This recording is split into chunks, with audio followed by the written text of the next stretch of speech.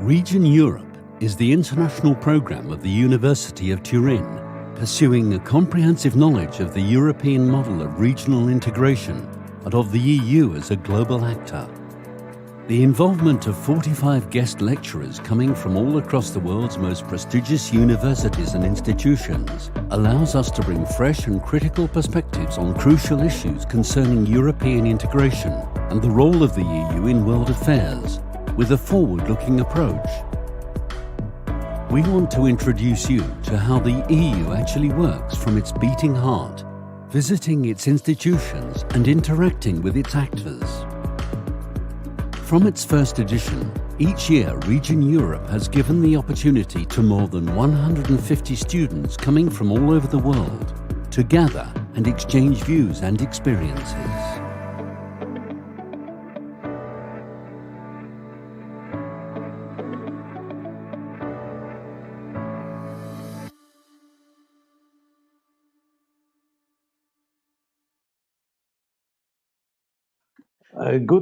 Good afternoon to everybody. It's a great pleasure to be with you and share some thoughts about the role of sustainable development in the European Union. Thank you very much for the you gave to me, and I'm very pleased that in this workshop, seminar, lecture, we can also go a little bit beyond the formalities, I would say.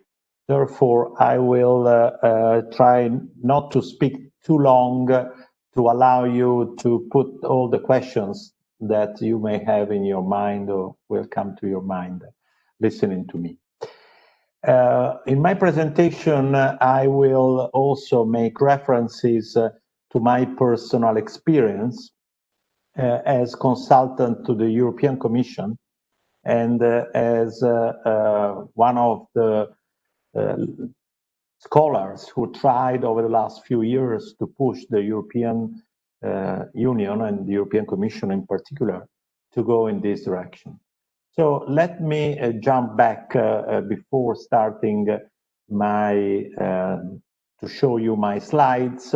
Back to the moment in which I stepped down as Minister of Labour at the beginning of 2014.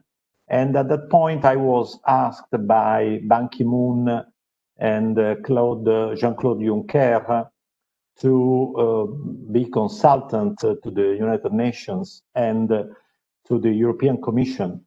The United Nations asked me to chair a working group, a task force on the preparation of the 2030 agenda as far as data are concerned. We were at the moment in which the 2030 agenda was about to be finalized, and the UN had decided to put a special emphasis on data in order not only to monitor the evolution towards the Sustainable Development Goals, we will see them later, but also as a tool to improve decision-making processes all over the world. So this task force started in September 2014. We worked very hard until November, and our recommendations that you can read in the report, A World That Counts, were used by Secretary General Ban Ki-moon to prepare his final report, synthesis report, that was published at the end of 2014 to launch the last phase of negotiations and debates about the preparation of the 2030 agenda. In parallel, I was consultant to the cabinet of President Juncker, especially in the think tank Economic Political Strategy Center, which serves the President's cabinet. I'm referring to that because it was a very interesting experience, especially when after the signature of the 2030 Agenda in September 2015 by 193 countries around the world, including, I would say, on top, also the European Commission wanted to sign it as if the Commission was a country, although, of course, the Commission is not a country.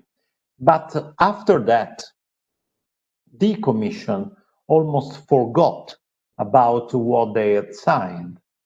And when I started pushing to put the 2030 Agenda at the core of European Commission proposals, and also, we will see it later, the concepts of vulnerability and resilience, I faced resistances, up to the point when the head of the cabinet of Mr. Juncker, Martin Selmayr, said to a person, please tell Enrico that he should stop talking about sustainable development, vulnerability and resilience, because we will never use these concepts in our policy making. And this happened in 2016 during a conference that was held at the European Commission, where these topics were really central. But there is someone with a microphone open. Please turn it off. Thank you. And at that point, I stopped to be a consultant to the EPSC, and I became consultant to the European Commission Joint Research Center. You know, a bunch of academics and experts who work on interesting things, but without necessarily disturbing the big policymakers. Yes, this is exactly what we have done for 4 years. And then, as you may know, we will talk about this later. Now, the entire Europe is preparing the national plans for recovery and resilience. So after a few years, this concept is now central to the European policies, as well as the 2030 Agenda. So I would say 2-0, let's say. But unfortunately, and this is the bad news, Europe lost a few years in this battle. But the very important thing is that the new European Commission, led by Ursula von der Leyen, really used the 2030 Agenda as a reference for all its policies, and I will come back on that. So what we can say at this point is that Europe is not only the most sustainable part of the world, but is really now the champion of sustainable development.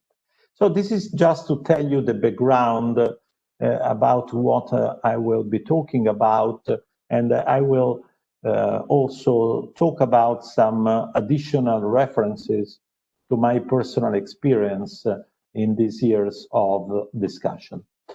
Now I start sharing my screen. I hope that you can see it. Yes, great. Yeah, perfect. So let's start with the 2030 Agenda. I assume that everybody knows what I'm talking about.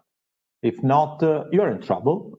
Not we, because the 2030 Agenda has been negotiated for more than 2 years at the world level, and it was finally signed in September 2015 as a step towards radical change at world level in the way in which we think about development.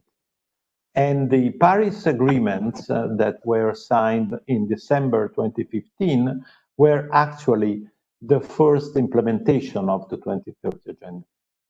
The 2030 Agenda, and I would strongly recommend to read the preamble of the agenda, which in my view is one of the best texts developed at international level on the future we want.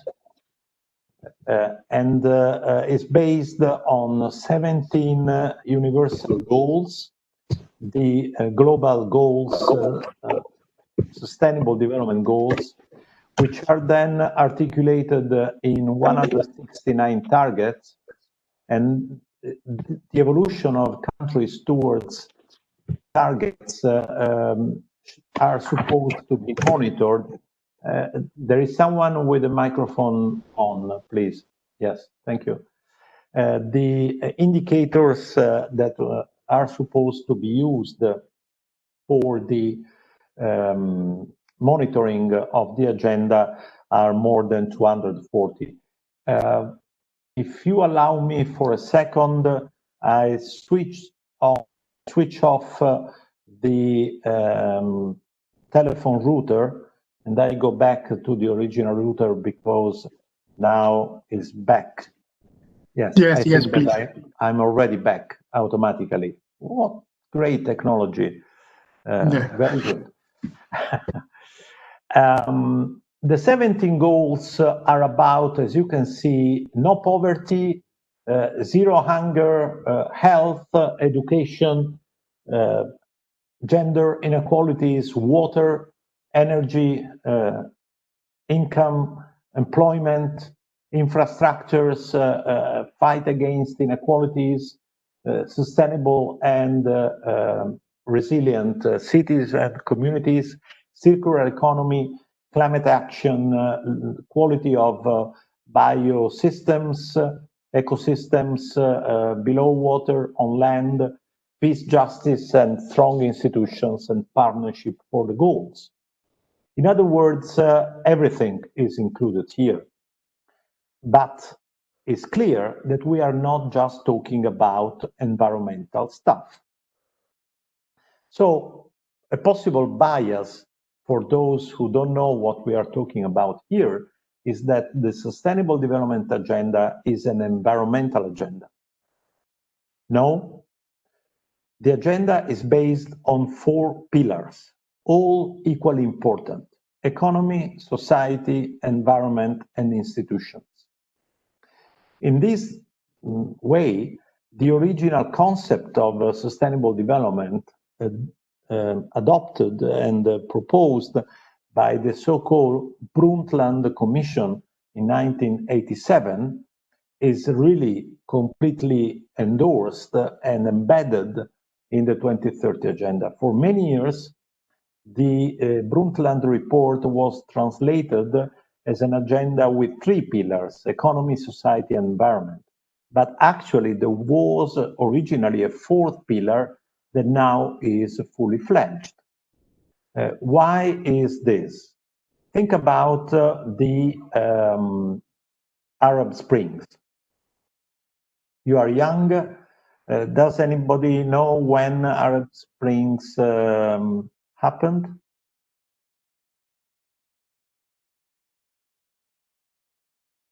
(2011, 2010, 2011, 2011). Are you sure?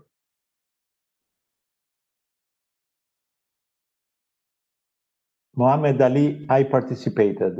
Can you tell us when it happened?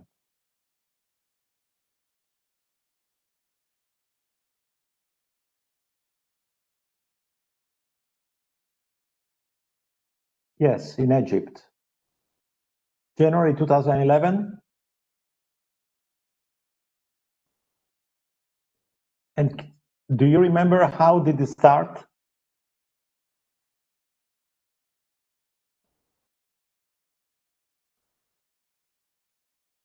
If you want to turn on your microphone, it would be fine.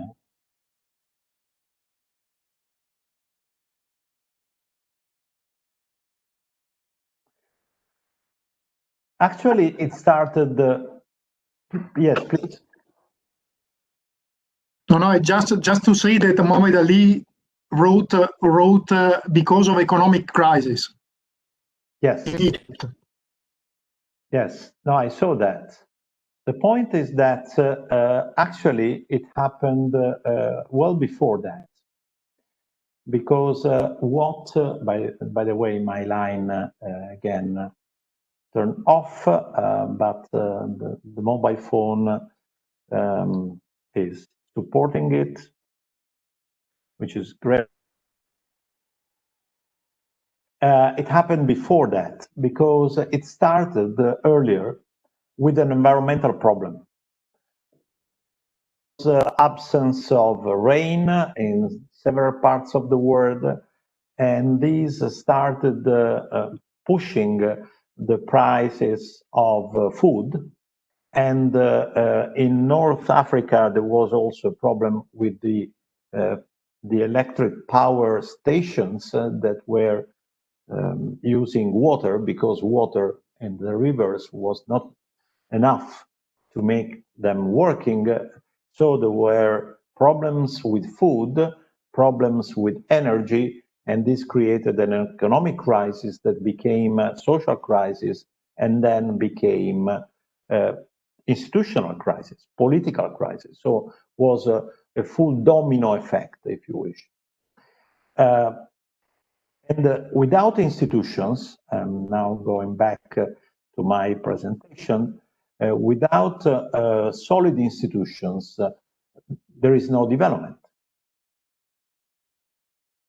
This is why we have to consider all four pillars. But then we also have to accept, and this is not so easy, the principle of universality, which means that each and every country is supposed to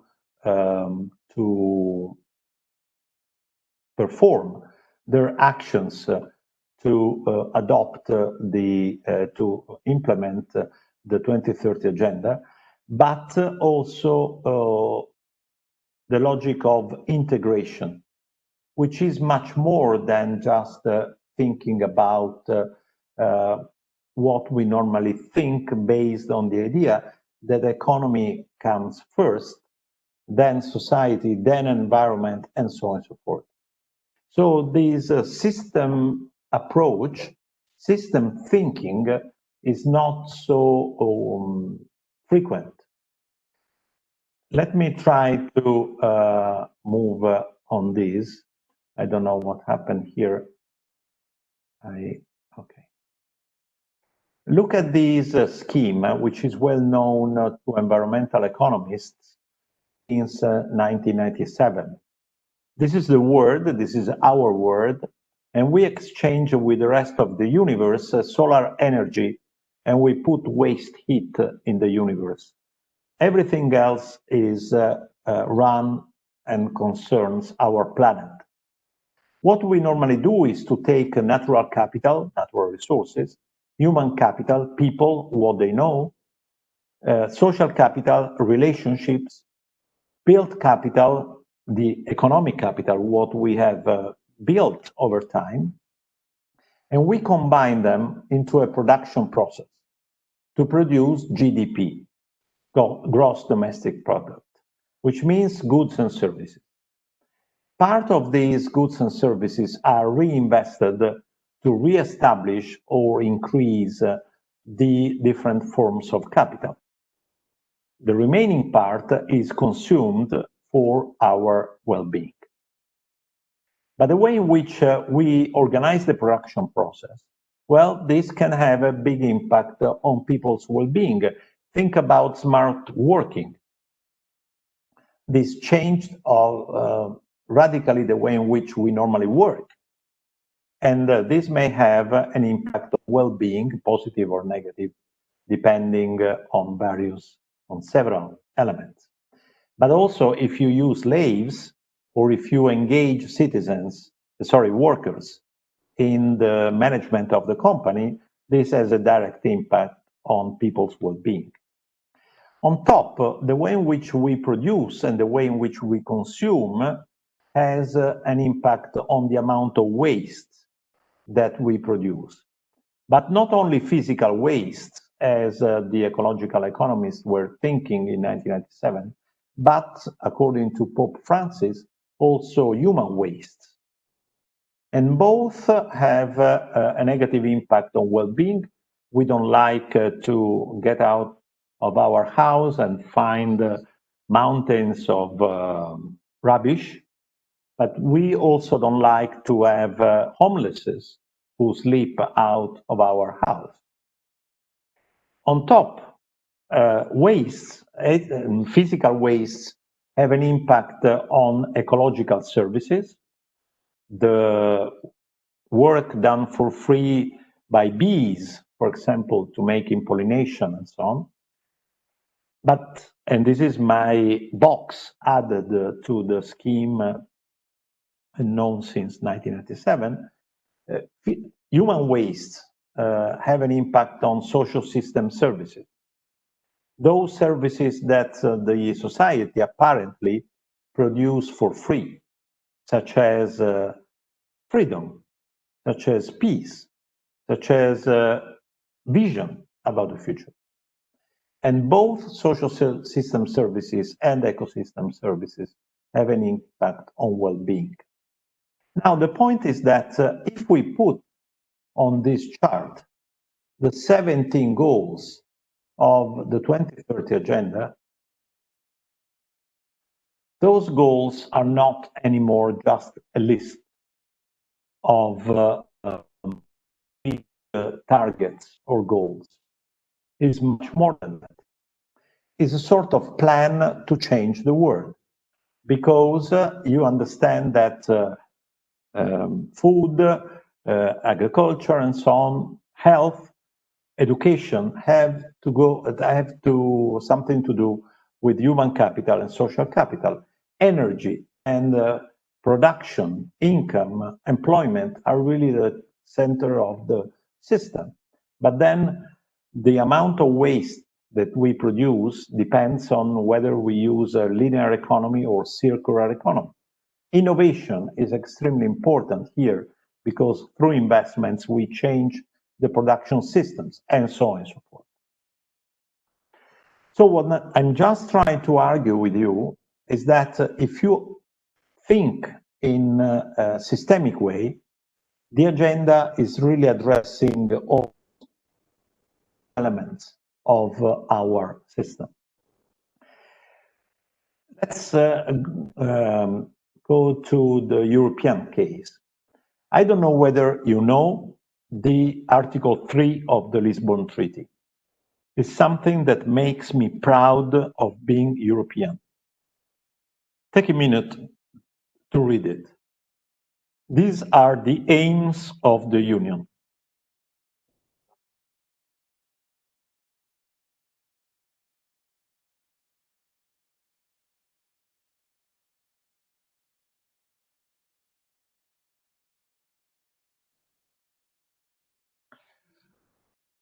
This text that quotes twice sustainable development of Europe and sustainable development of the Earth, is one of the small pieces that survived to the referendum about the European Constitution that was lost in France, that led to the death of the idea of having a European Constitution.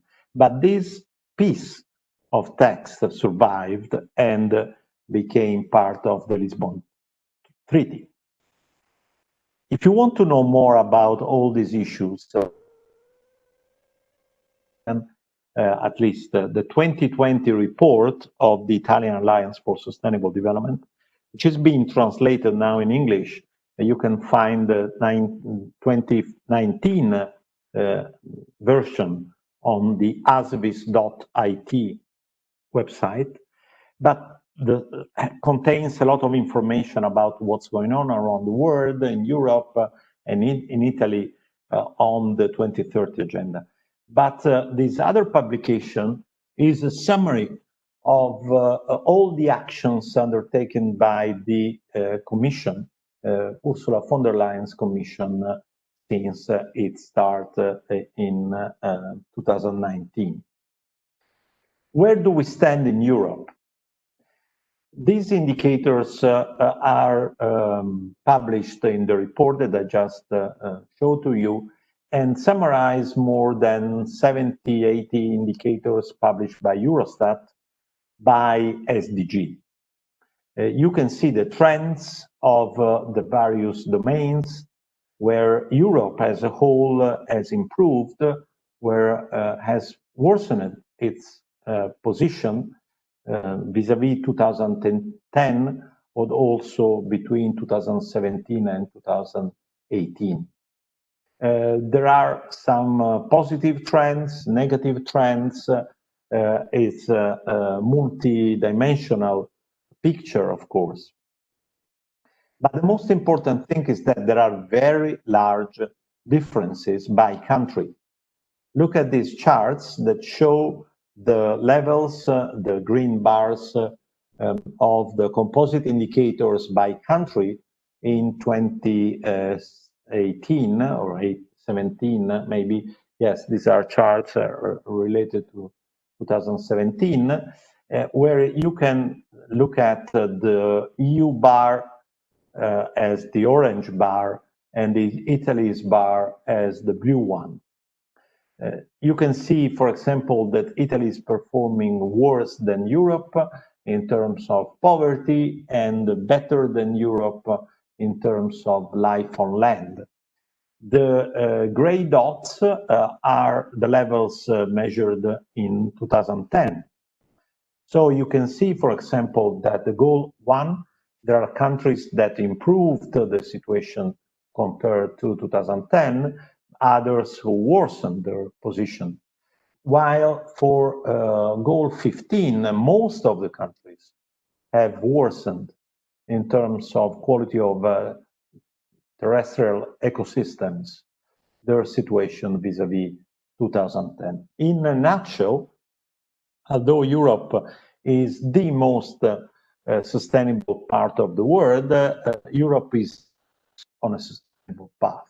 And this is why Europe has changed its priorities, its approach to policy making. In the new EU priorities, the 2030 agenda has been put at the core of the political five-year program of the new Commission. We had to work a lot for that. If you are more interested in this area of work, you can take a look at the report Sustainable Equality. That's the Independent Commission for Sustainable Equality wrote and published at the beginning of 2019, right before the elections of the European Parliament.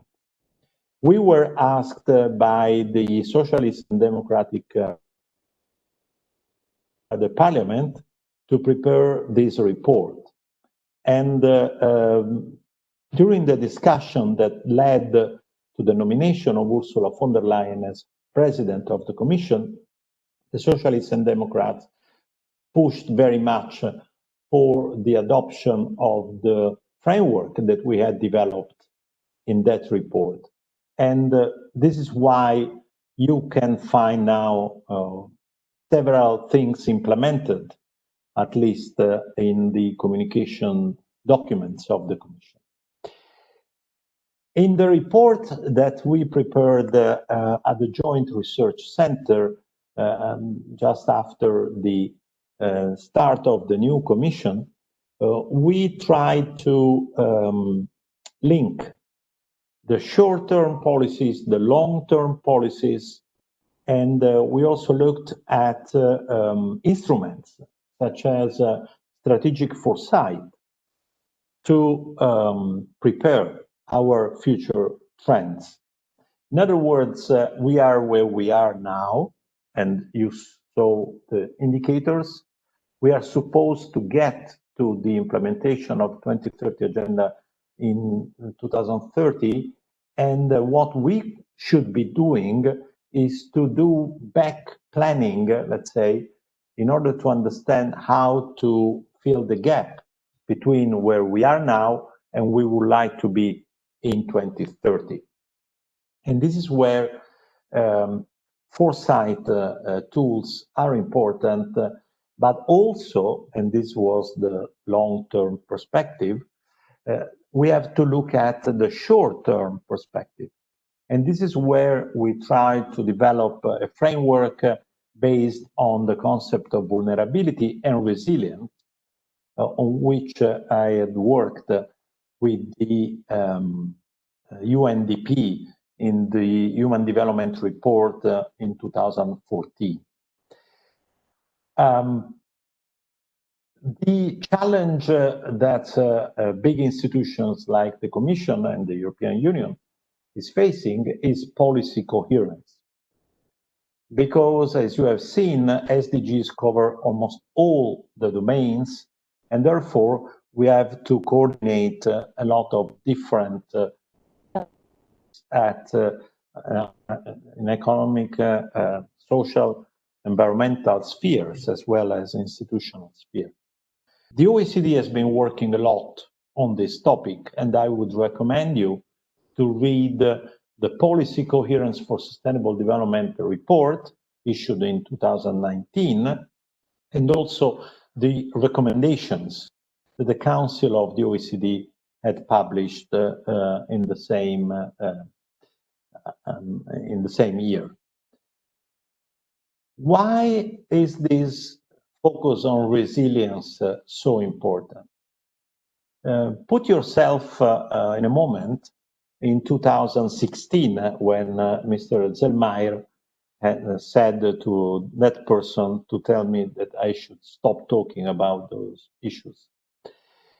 In 2016, we were coming out of the crisis, the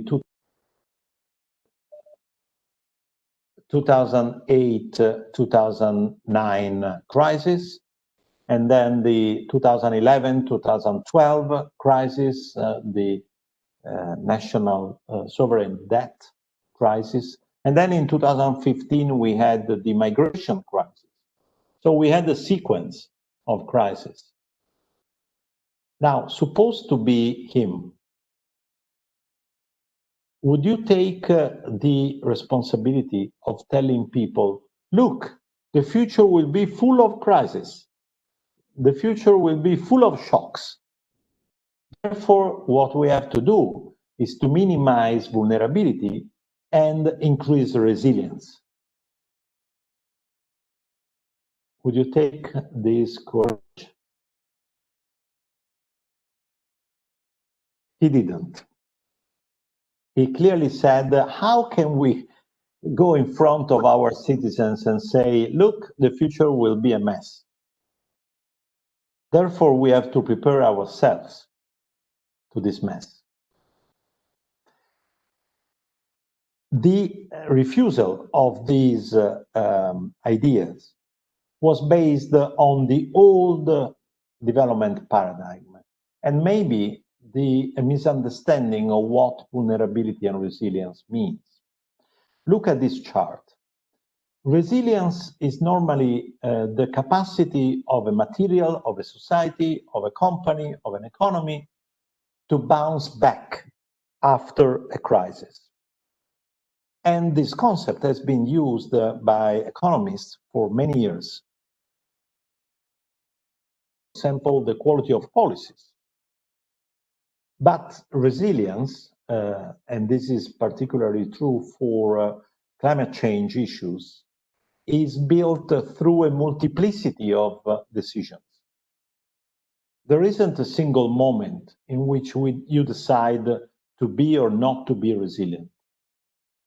At the end of the day, you will be highly resilient or not resilient, depending on the sequence of decisions that you have made before. Why is this so important? You may have different scenarios about the future. This is a chart taken from a report, a project done years ago on foresight. Suppose that you have two different scenarios. The perseverance with current policies and paradigms, or the metamorphosis to new policies and paradigms. each of these scenarios have a range of uncertainty. If you are in a very bad situation, for sure, adopting the scenario 1, you end with the worst ever situation. If you are very good in managing the transformation, you may end with the best solution. But if you believe that both are unlikely to happen, well, in some cases, the best scenario of type 1 is better than the worst scenario of type 2. So you may end in being a conservative leader without paying the high price of transforming your system, hoping that you can get things right or that you are lucky. So this is a classical trap in which policymakers fall, especially when they think that the current paradigms, like the neoliberal paradigm that we have used over the last 40 years for capitalistic countries and economies, can still work. Or you can decide to adopt a different system approach, as Ursula von der Leyen did. And this cartoon is quite terrific, or terroristic if you wish, but is unbelievably true. COVID-19 is a terrible wave, but the recession is even worse, and climate change is going to be even worse than recession. So this is the shift that the new Commission has done. And according to the,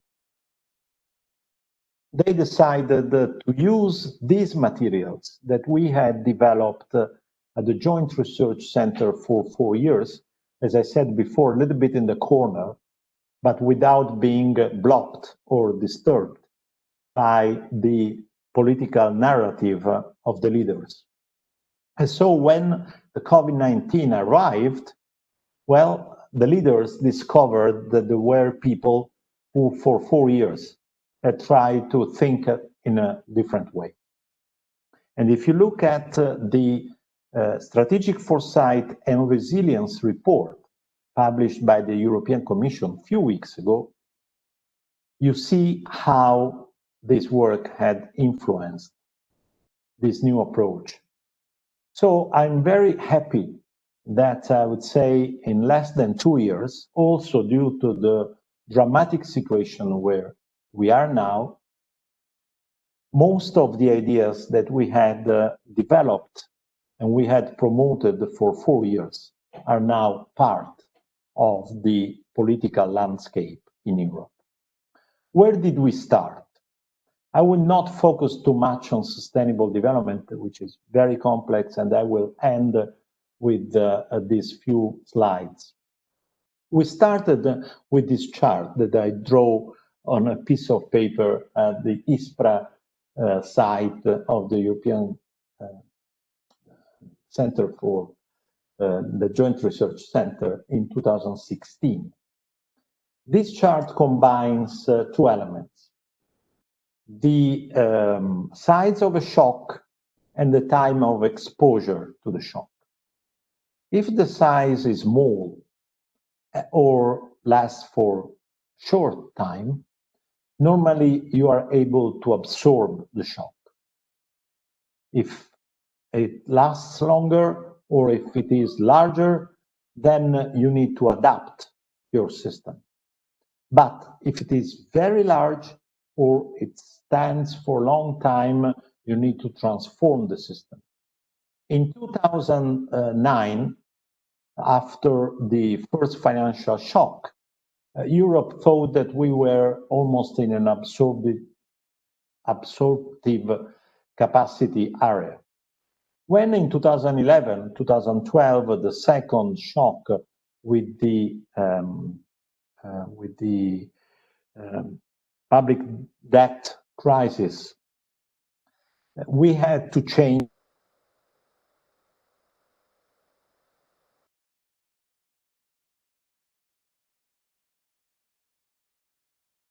was stability rules were re-established and so on and so forth.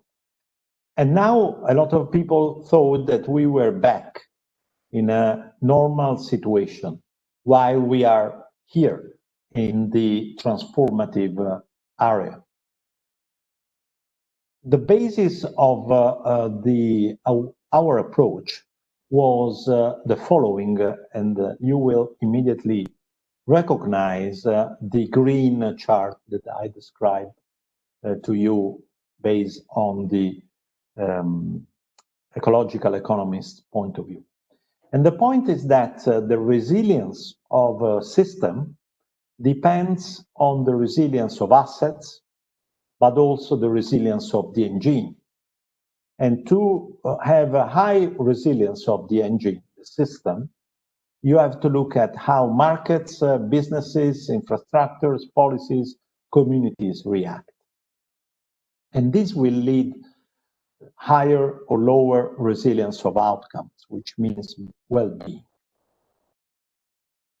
Countries who were enjoying the same level of well-being at time zero, then a shock, and country A goes back to the previous level by time T1, while country B doesn't go back to where it was. The normal way of assessing these two countries is great. Country A is much better than country B. So everybody should follow the policies followed by country A. This is true only if you were on a sustainable path. If you were not on a sustainable development path, when the second shock hits, country A can go down, as you can see in the picture, while country B doesn't have any negative result because it's on a more sustainable path. Of course, this doesn't necessarily mean that the country B had followed the best possible pathway, because the yellow pathway was better than the B. But the point is that what you have to do is to play both with short-term dynamics and also medium-term transformations, because you can steer your country or your company or your community towards a more sustainable path, dealing with short-term crisis, indeed. This means that we can overcome, and we should overcome, the classical classification of economic, social, environmental policies to move towards a new framework where we classify policies about the fact that, depending on the fact that they prevent shocks, they prepare systems for shocks, they protect from shocks, they promote the change, but they also transform.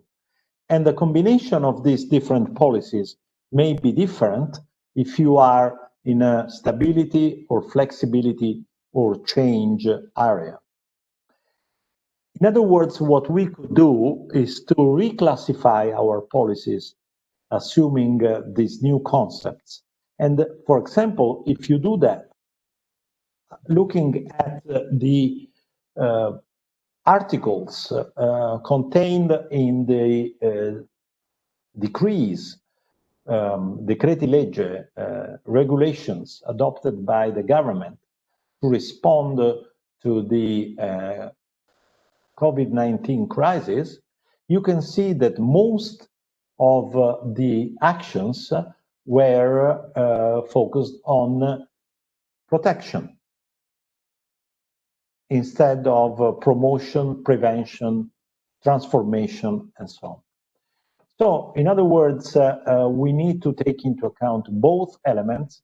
And the good news is that the Next Generation EU, which is what we in Italy normally call recovery fund, which does not exist. So if I was a professor who would find a reference to this in a thesis, I would shoot the student, let me put it this way, because it doesn't exist. And the great thing is that the Next Generation EU Fund is designed to make our Europe more sustainable, resilient, and fairer. It integrates economy, society, environmental, and institutional stuff. Which means that at the end of the day, this is my last slide, it's possible to think in different terms compared to the past, but you must, first of all, take the courage to think in different terms, about the future, about sustainable development, not just an environmental issue, but something that is really systemic, knowing the different tools that could be available, and monitor what's going on, but also using models and foresight tools also to design where we want to go. So I stop here. I hope that this was useful to you. And of course, I'm at your disposal for questions. Okay, so thank you very much, Professor Giovannini. Of course, dear students, please feel free to pose your questions on the chat or to take the floor and using your microphone. So the first question is from me.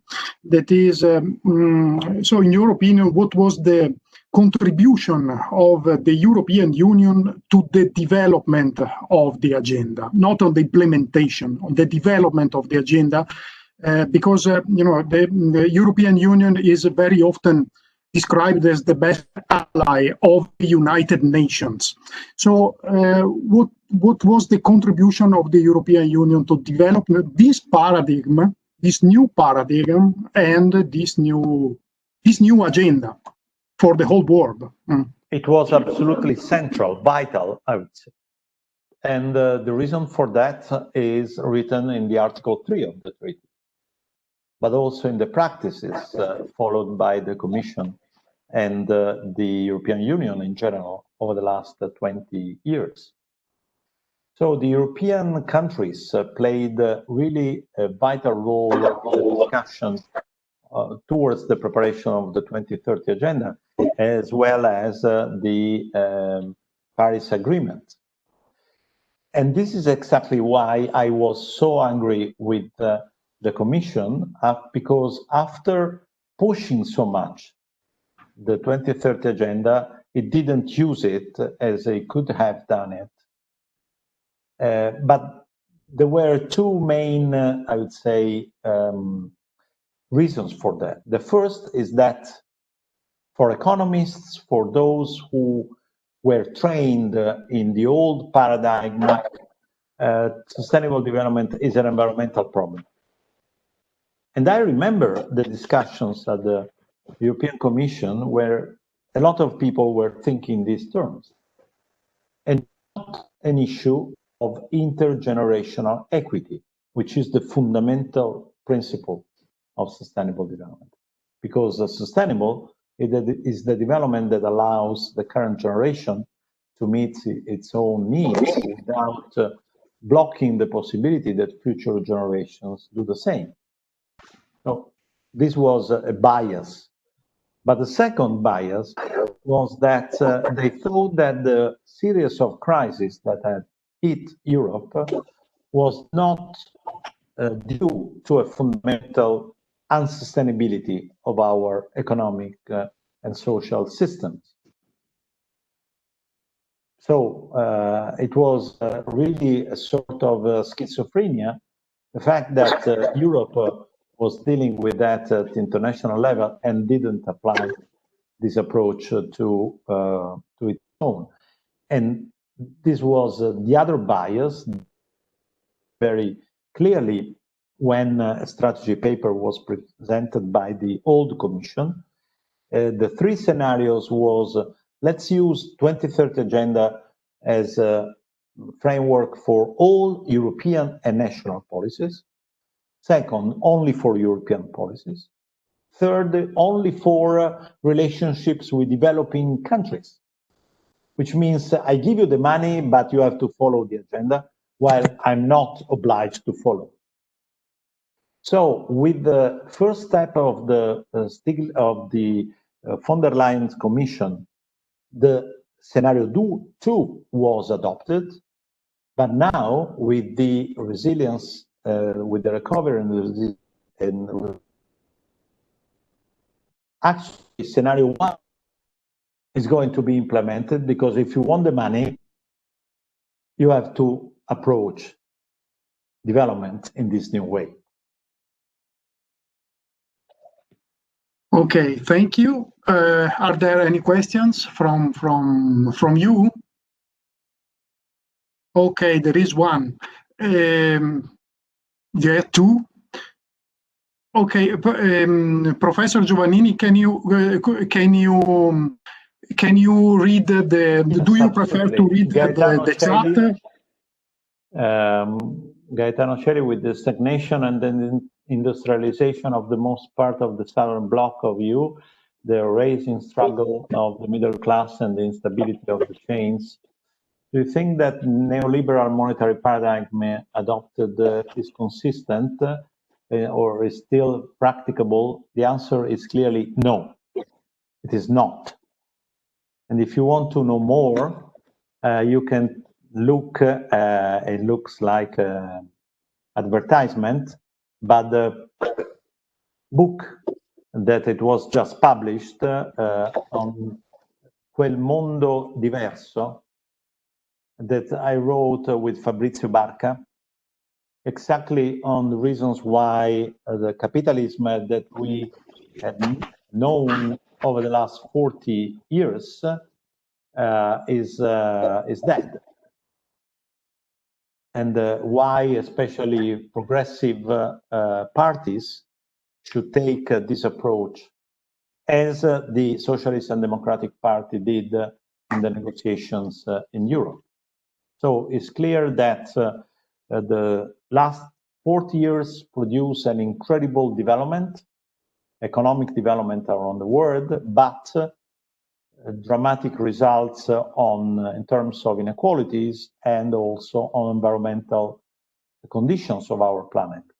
So that paradigm is completely unable to deal with these two fundamental problems that are the problems of 21st century. Second question from Tiziana. And from Margherita before. Before her, there is a question from Margherita, the first one. Can you see it? I'm wondering if the EU is not fearing a possible refusal of the Green New Deal shift by the Europeans, since the EU would be the first one to implement such strong measures. Long-term benefits of these measures are evident, but in the short term, and so on and so forth. How can the EU be sure not to cause a series of civic unrests? The question is absolutely correct, and everybody has it. The Gilets jaunes in France, which has been a little bit over-evaluated, I would say, as a paradigmatic experience. You shouldn't forget that the Gilets jaunes arrived after a series of mistakes made by Macron and his governments, including the fact that there was a massive campaign saying those who pollute are those who use cars instead of public transport. those who pollute should stop moving, but like in Italy, for example, a lot of public services and hospitals were concentrated in cities. Therefore, private cars was the only way to commute, and so on and so forth. So it was a completely unprepared introduction of a carbon tax. Having said that, the risk is indeed very high, especially in this crisis situation. But let me answer with the sentence made by Paolo Gentiloni in the last meeting of the Italian Festival of Sustainable Development when we presented our report. He said, when the crisis hit Europe, there were a lot of people who told us, okay, let's go back to the usual recipes to re-inject money in the economy, and then we'll see afterwards the social and environmental problems and so on and so forth. He said we resisted to that. Therefore, the three priorities of the Recovery and Resilience Plan must be green transformation, digital transformation, and fight against inequalities. Therefore, it's not the European Union who should be blamed if something goes wrong. It would be national countries. Of course, we should be coherent in political terms. How can we tell other European countries that we are very keen to use 37% of the Recovery and Resilience Facility for the ecological transformation, which means almost 77 billion euros, and then keep paying 19 billion euros every year as harmful subsidies for the environment. That is the amount of money paid by the Italian government to companies and families for activities that are negative for the environment. So the policy coherence that I was talking about before, which is embedded in the guidelines of the Commission, should push countries to be consistent. Let me keep on with this example.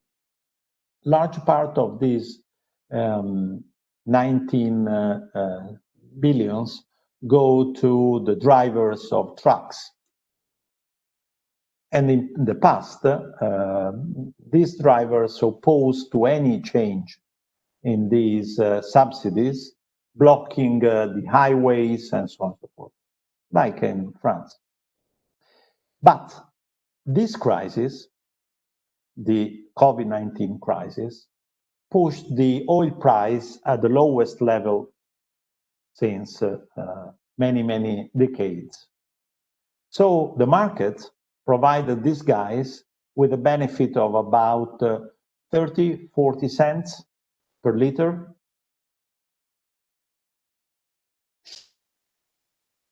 Okay, on top of this gift, let's say, given by the market, we put also public money. Is really the best way to go? Why don't we use that money, for example, to reduce labor costs in those sectors or in the economy as a whole, or to provide money to drivers, not for electric trucks, they do not exist, but for small buses and commercial cars that exist in order to make a transition, a quicker transition, for example, for Euro 0 or Euro 1 small vehicles for commercial purposes. So it would be possible, and this would compensate them having a positive impact on the environment. Now we have from Tiziana Pirola, 2030 is quite near. The COVID-19 crisis seemed to be a major setback to the work. I feel the sustainable development has disappeared from public discourse here in Italy, at least. I'd like to hear your opinion on this, the public perception of sustainable development as a priority. If you look at the ASBIS report, you will find also references to the polls run on the Italian population, which show that actually during the pandemic crisis, the attention to sustainable development had increased, not reduced. I fear that you still think about sustainable development as an environmental problem. Because when we observe reduction in employment, in health, in education, this is exactly about sustainable development. And if you look at the ASBIS report, according to our indicators and estimates, the crisis is influencing negatively 9 out of 17 goals. So it's not good for sustainable development at all. Then you are right. In terms of narrative, we are still using the old paradigm and the old words, keywords.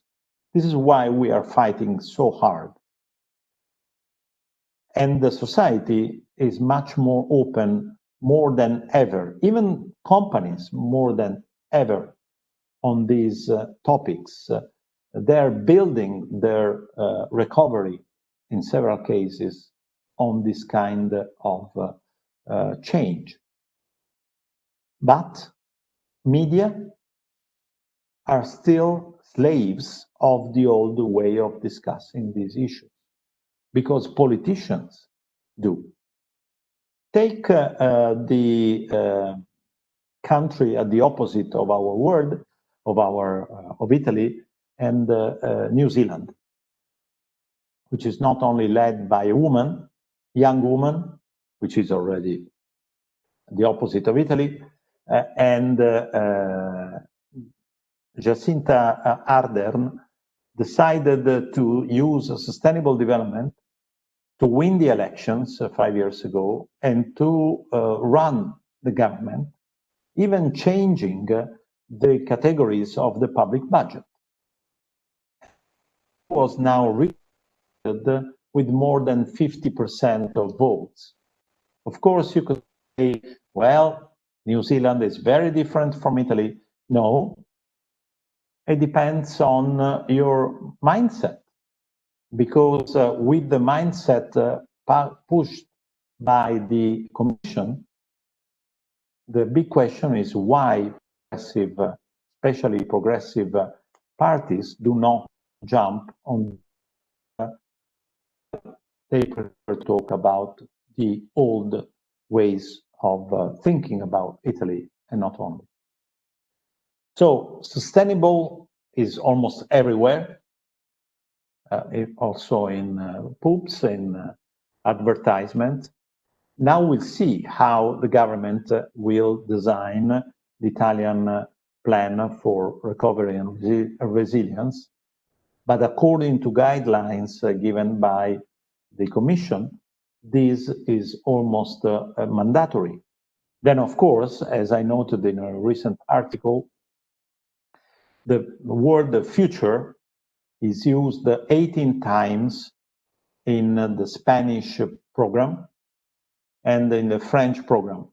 Do you know how many times the word future is used in the Italian guidelines for the recovery and resilience plan? 0.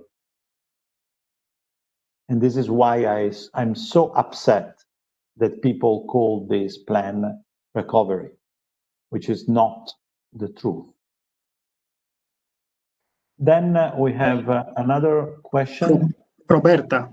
from Roberta, could you say some information about the Next Generation EU Fund? Do you think that this would be enough to improve the situation in Italy caused by COVID-19?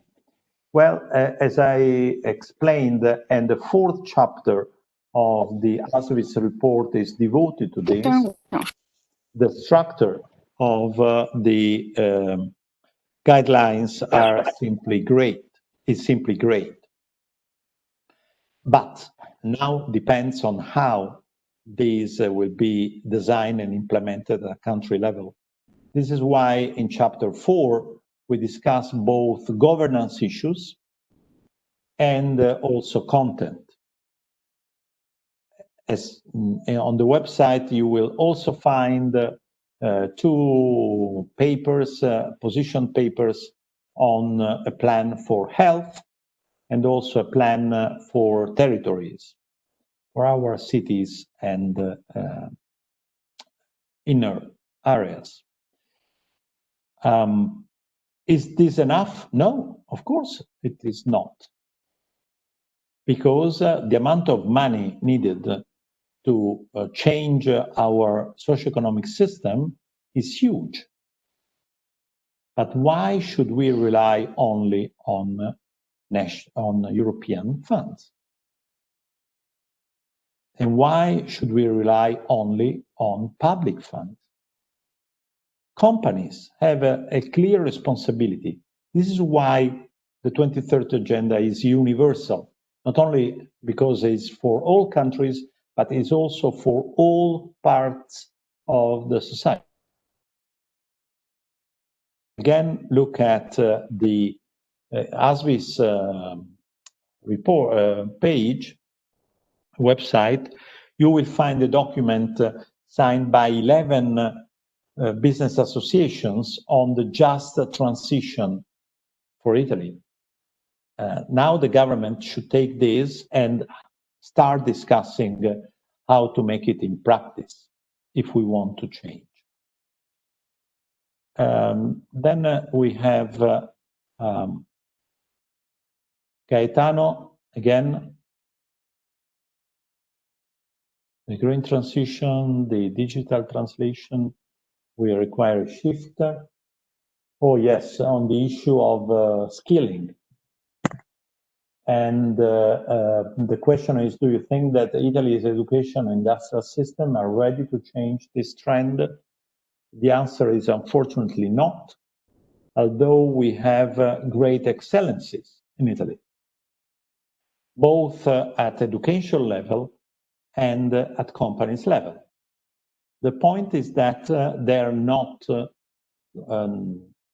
let's say, enough in terms of numbers and in terms of even geographical distribution to make the whole system shifting.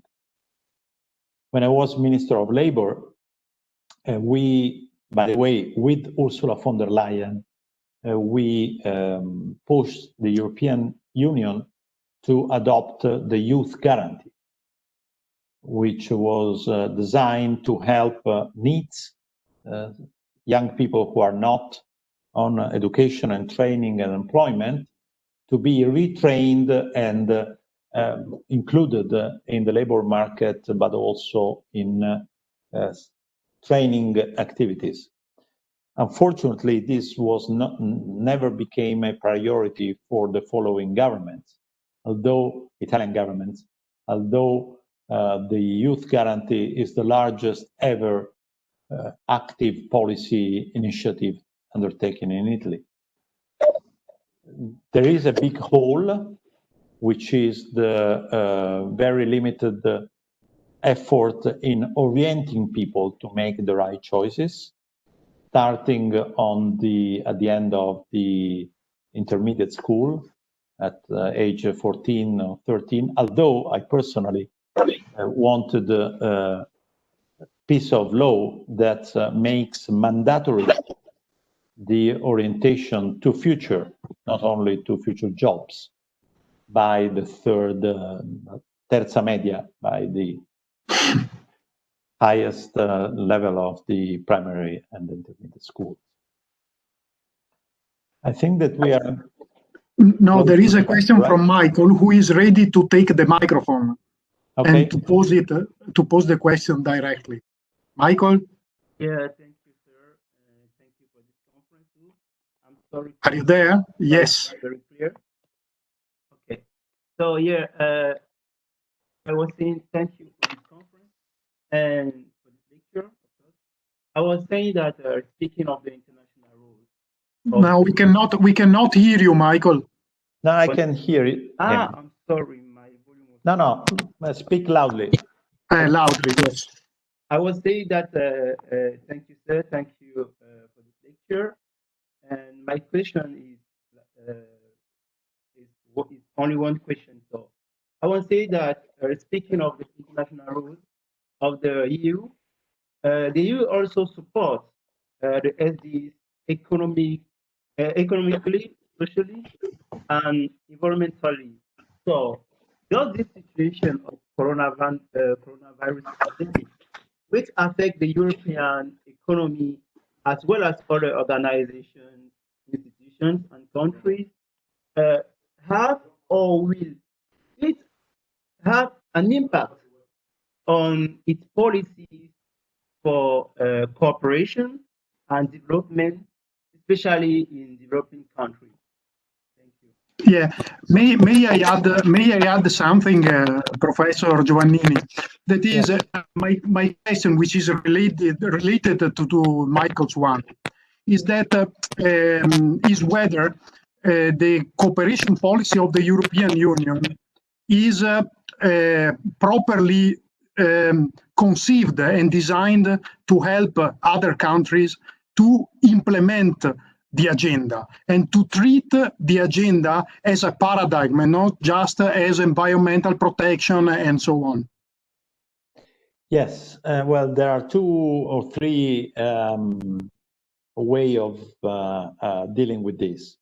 First, the European Union has a lot of commercial agreements with the rest of the world, which means that it has an incredible leverage to push the others to go in the right direction.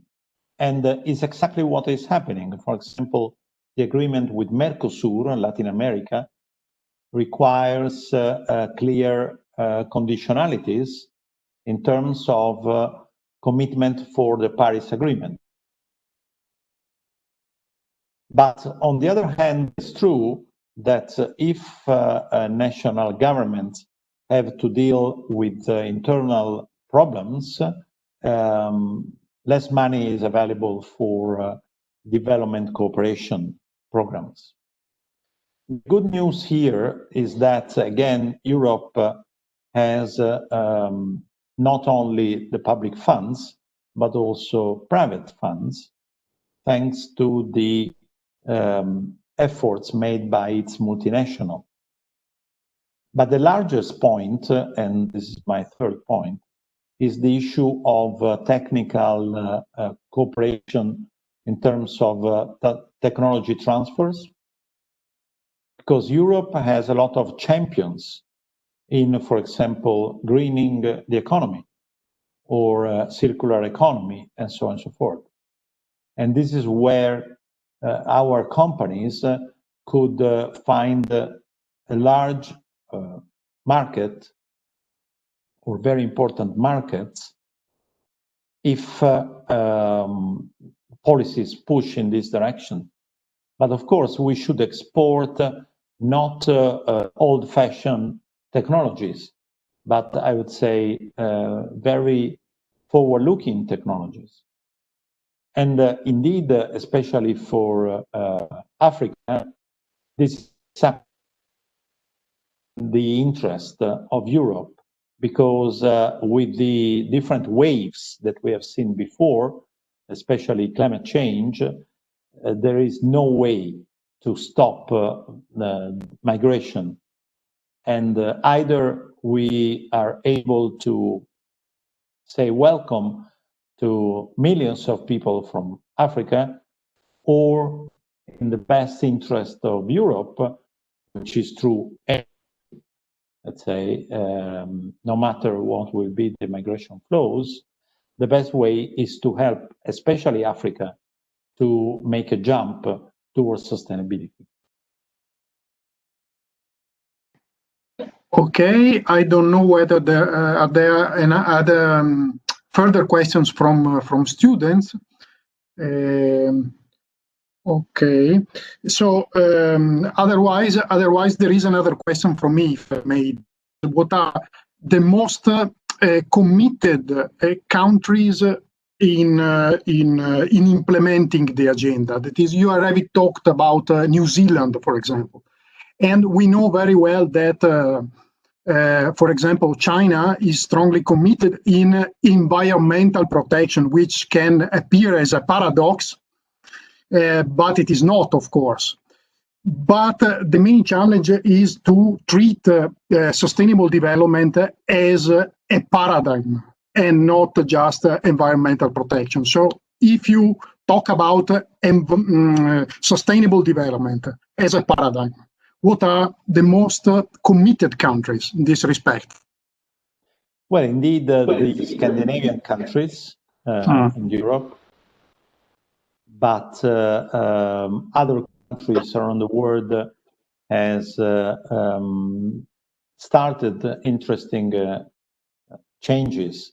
If you want to know more, you can look at the UN website, where you have the national voluntary reviews, which country normally do for the high-level political group of the UN in July every year, where they describe their practices. On the other hand, for Europe and for OECD, the OECD in particular publishes several reports that show the real commitment, not only formal commitment of various countries. So I leave to you to make a decision who is the best. Okay. There is another question from Roberta.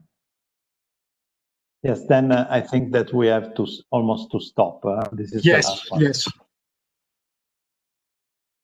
Okay, so Roberta says, I'd like to know which is the goal which has been implemented more until now, and which one was implemented less, both in EU and in Italy. You can take a look at the report and you will find exactly the answer for that.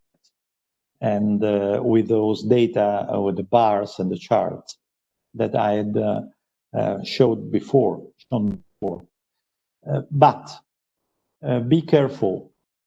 Even if you moved in a positive trend, this over the last few years, this doesn't mean that you are on a sustainable path. So statistics can tell you only part of the story. Then you need the modeling. You need forecasting models. You need models to project current trends and discuss how changes may change the situation. This is why it's so difficult to judge the precise position of countries, especially as things are intertwined. Therefore, you may move forward in terms of employment, for example, but without an ecological transformation, you get worse and worse results on climate change. So this is not an easy assessment, and I would strongly recommend to reject the logic of simple answers to a very, very complex situation and set of questions. Yeah. Okay. So thank you very much. Of course, there is another question. I don't. The very last one, Professor, if you can, and then we can. Well, yeah, about the US relations, I would say two things. First is that the withdrawal from the Paris agreements can be reversed because actually it should be operational right now. and maybe if the president changes. But the most important thing is that, notwithstanding what President Trump had said and done in US in terms of economy, states' decisions and so on, they're anyway moving towards renewables. Slower than needed, I agree, with higher costs than what could be possible. But even if Trump won the previous elections, also thanks to the positive vote of workers from mining sector, there wasn't any time when the processes for closing minings was so high. In other words, the last year there was an incredible number of plants that was closed, as well as electric plants based on coal, and many renewable plants were started because this is where the market is going, notwithstanding what the political leaders say. And those who understand this change get benefits. The others will be late runners, if you wish. Okay, so thank you very much, Professor Giovannini. I think that we should follow your recommendation to reject simple answers and to think different and think holistically, we could say, and think holistically. So thank you very much again for your fantastic lecture and speech. And thank you, dear students, for joining this lecture and for contributing to the debate and to the lecture itself. So thank you very much, everybody. Thank you. It was a great pleasure. Okay, and see you soon on WebEx and on this Region Europe channel, we could say. Thank you very much.